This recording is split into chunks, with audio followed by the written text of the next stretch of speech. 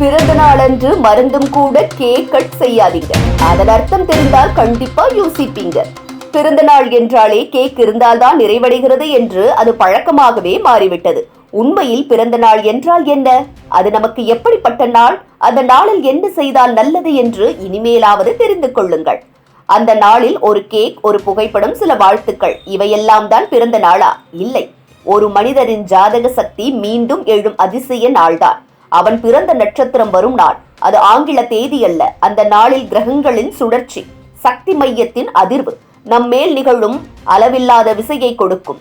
அதனால்தான் பெரியோர்கள் அந்த நாளை புனிதமாக கருதுகின்றனர்.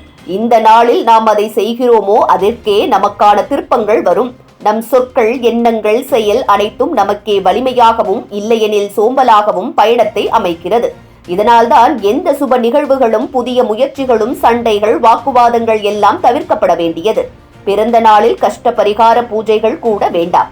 மனதை அமைதிப்படுத்தும் வழிபாடுகளே போதும். பசுமாடு, பசித்தவனுக்கு உணவு, மாணவனுக்கு புத்தகம், இவைதான் உங்களின் உண்மையான பரிசுகள். உணவிலும் சிக்கனம் தேவை. ஹோட்டலில் விருந்து அல்ல, சுகாதாரமான சமையல் வேண்டும். நம் உடல், மனம் இரண்டும் சமச்சீராக இருக்க வேண்டும். ஒரே நேரத்தில் காரம், எண்ணெய், இனிப்பு என எல்லாம் சேர்த்தல் அதே நாளில் நம்ம ஜாதக அதிர்வை குழப்பிவிடும். மற்றும் ஒன்று, கேக் வெட்டுகிற பழக்கம். பாரம்பரிய ரீதியில் இது பாக்கியம் கீறுவதாகவே சொல்லப்படும்.